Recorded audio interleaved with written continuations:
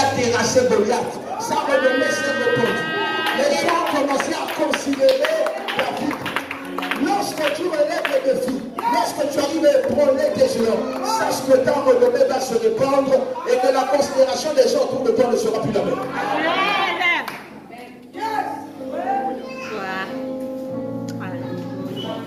Est-ce que tu vois? Est-ce que tu vois juste la difficulté? Parce que moi, quand je vois ça, moi je vois l'opportunité.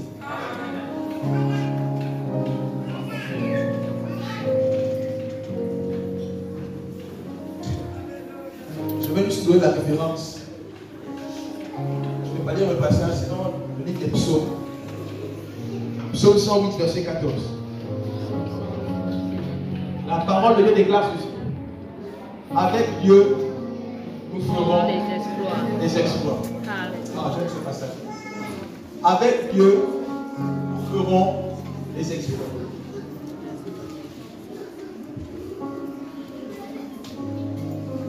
Merci. Écoutez, la Bible dit quoi? Avec, donc nous là, avec Dieu, le résultat c'est quoi? Les exploits. Toi, plus Dieu, le résultat c'est quoi? Les exploits. Ça veut dire que quand tu ne fais pas les exploits, cela amène à remettre en question la relation que tu as avec Dieu. Quand tu te réclames être un enfant de Dieu et que tu n'accomplis pas les exploits, c'est qu'il y a un problème. Parce que l'association de Dieu et de l'homme, le résultat ce sont les exploits.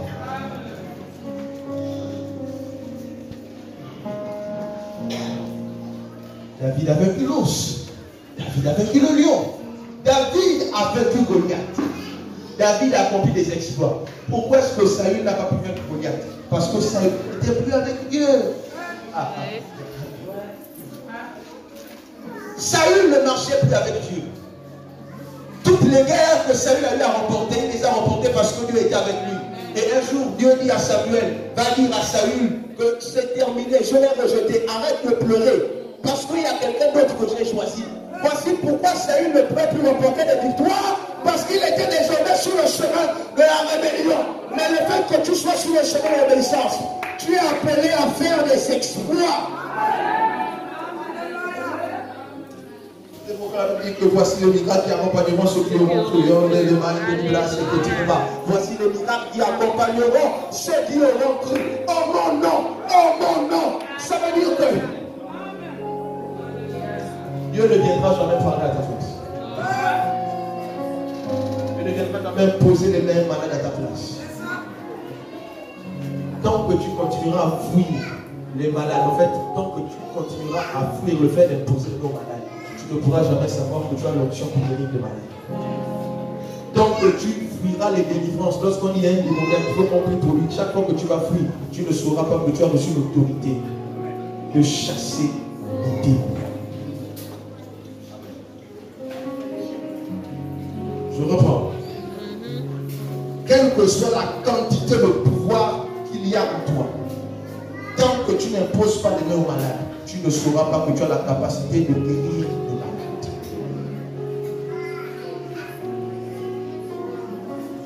Satan fait une chose. Quand il sait que tu as le pouvoir, pour t'empêcher de manifester ce pouvoir, cette autorité, il met en toi la peur. Oui. Devant les défis, il met en toi la peur. Je veux que tu comprennes que mon défi ne sera pas ton défi. Et ton défi ne peut pas être mon défi. Là où moi je suis vainqueur, tu ne peux pas gagner. Parce que Dieu a mis en moi des qualités que toi tu n'as pas. Et toi tu as des qualités que moi je n'ai pas. Amen. Ainsi, ne viens pas me dissuader devant mon défi. Et moi je n'ai pas le droit de venir te dissuader devant ton défi. Parce que nos défis sont différents. Nos victoires sont différentes. Parce que nos chemins sont différents. Nos couronnes sont différentes. Nos trônes sont différents. Mais nous sommes tous appelés à porter des couronnes. Je ne viendrai jamais mener le combat, ton combat à ta place. C'est toi qui dois accepter d'affronter tes géants, de les renverser, de saisir les opportunités, d'asseoir sur le trône de tes destinées.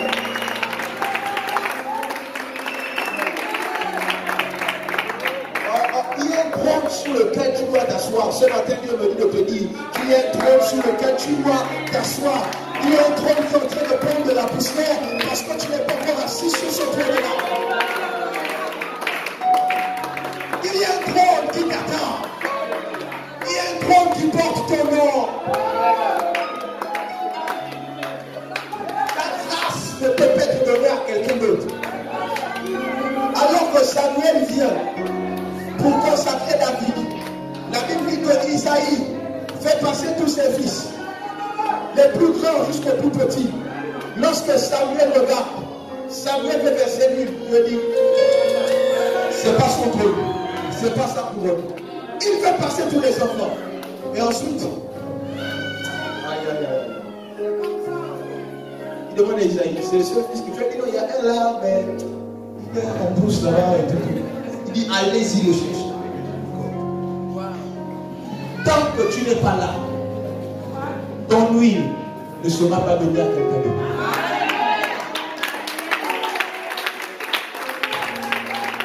Ton huile, c'est ton huile. Ta grâce, c'est ta grâce. Je vais aller plus loin. La grâce connaît le propriétaire. L'onction reconnaît son propriétaire.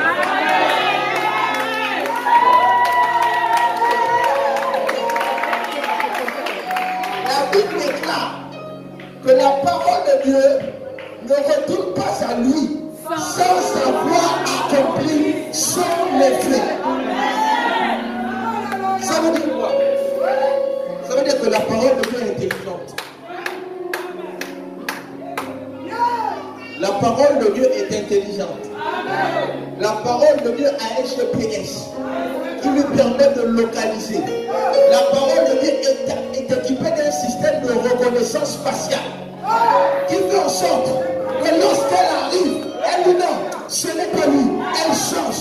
Et la Bible dit que tant que la parole de Dieu n'a pas trouvé le destinataire, elle ne retourne pas à Dieu sans qu'elle ait accompli le fait pour laquelle elle a été libérée. Quelqu'un soit calme. Tu t'agis de trop, sois calme.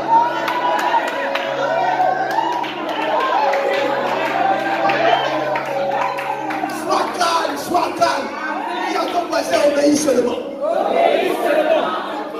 Obéis seulement. Ta grâce va te localiser. Ton courage va venir te trouver. Obéis seulement. Obéis seulement. Obéis seulement. Obéis seulement.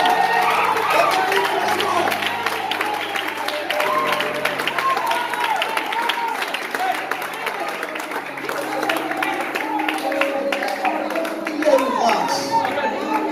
Il y a une grâce qui repose sur ceux qui obéissent. Tu n'as pas besoin de faire un discours. Que tu as posé, my God, le fait que tu marches sur le chemin de la grâce te qualifie déjà. Un homme de Dieu a dit que Ruth la Moabite qui était disqualifiée est devenue qualifiée parce qu'elle a marché sur le chemin de l'obéissance. Tu comprends que le chemin de l'obéissance c'est le chemin de la grâce. Le chemin de l'obéissance c'est le chemin de la grâce. Quand tu marches sur le chemin de l'obéissance, tu marches et tu affrontes grâce sur grâce, grâce sur grâce. Sous grâce.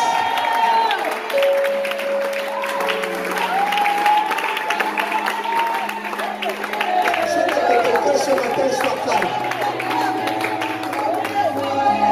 Le ciel est ouvert. Le ciel est ouvert. Il a pas passé, le ciel est ouvert.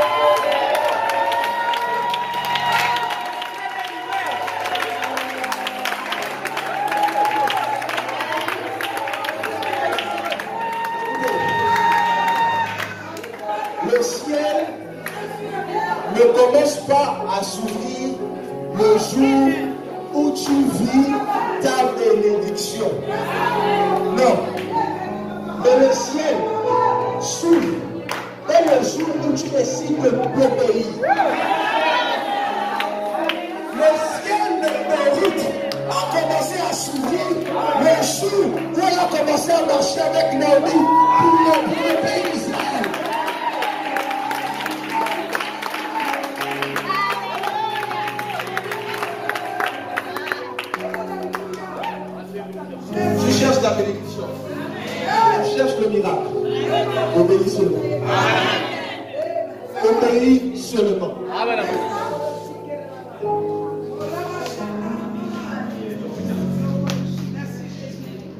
David n'est pas passé par un tortue. David n'avait même jamais cherché la royauté. David n'a fait qu'obéir.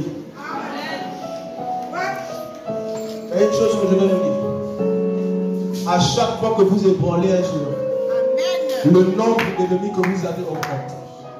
Ça c'est un. Deuxièmement, les ennemis que vous avez désormais sont plus dangereux que ceux que vous aviez avant. Parce que lorsque David a renversé Goliath, son ennemi, ce n'était plus ses frères qui étaient ses ennemis. Mais désormais, son ennemi, c'était le roi d'Israël, Saül. Mais quel que soit ce que Saül va faire, la Bible dit qu'il conduit ta tête et ta coupe de bord. Il dresse devant toi une table en face de tes adversaires. Ça veut dire que tu manges, ils te regardent mais ils ne peuvent rien te faire. Ils vont parler, mais toi sois calme. Attendez, je n'ai jamais compris ça. Comment est-ce que nous sommes en temps de guerre, nous sommes face à l'adversaire, mais non. C'est pas le temps de sortir le couteau.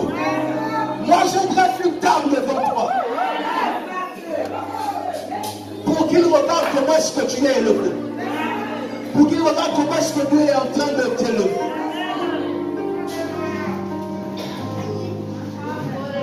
Le ciel est ouvert ce matin.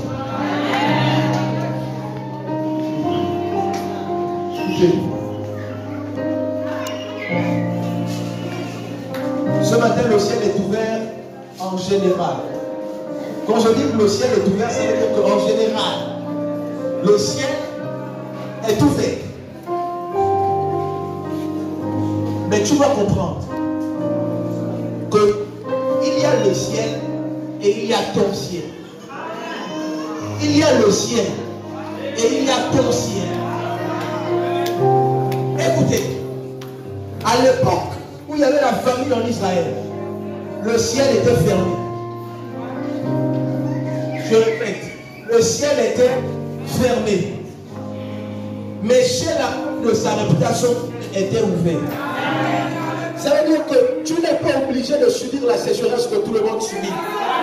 Même quand le ciel est fermé, tu peux ouvrir ton ciel.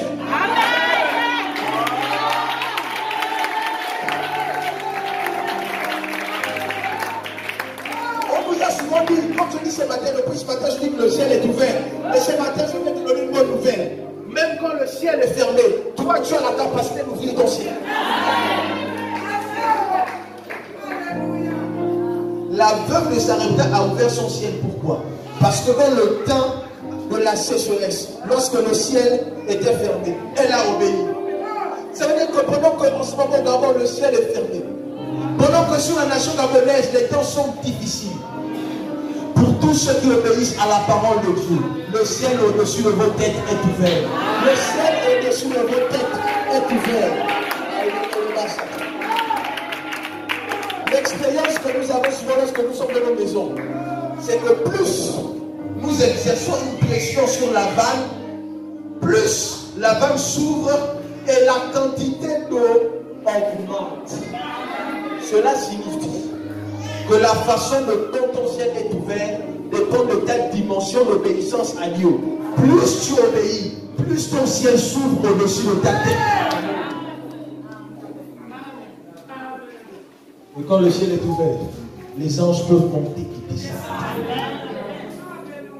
Lorsque le ciel est ouvert, sache que l'échelle va être dressée.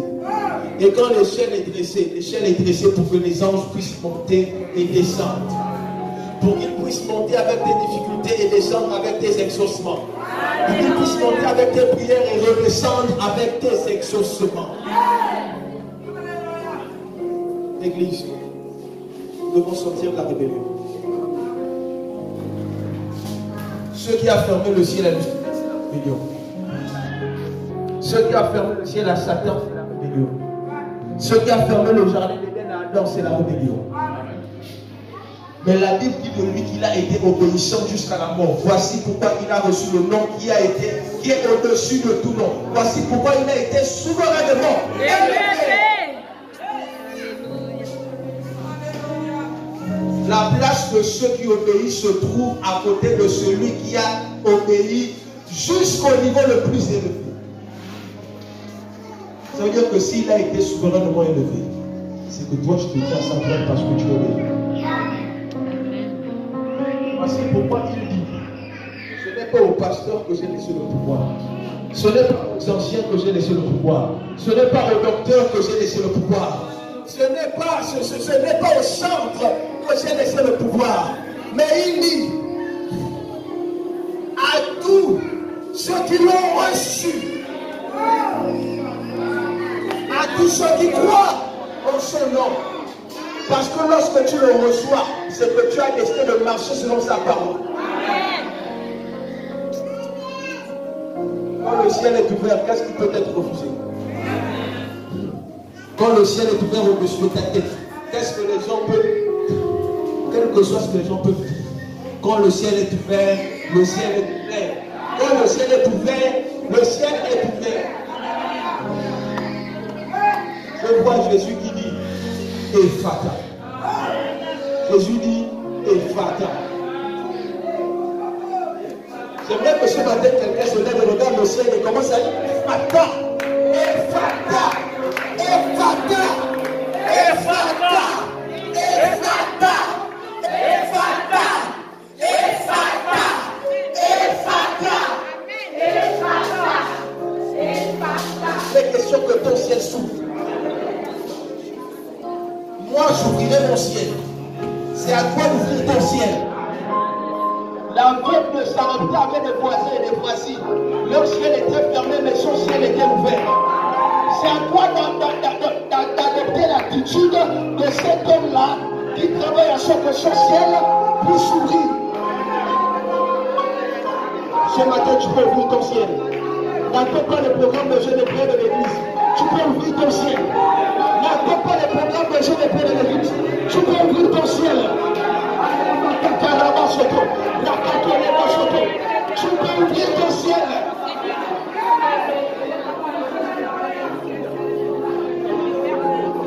Les difficultés que Dieu met devant toi cachent simplement des opportunités. Les difficultés que Dieu met devant toi cachent simplement des opportunités. Ce matin, je vais dire à quelqu'un, comme tes difficultés en opportunité. Transforme tes difficultés en opportunité. Voici pourquoi la Bible déclare, soyez toujours joyeux, soyez toujours joyeux. Parce que quelque chose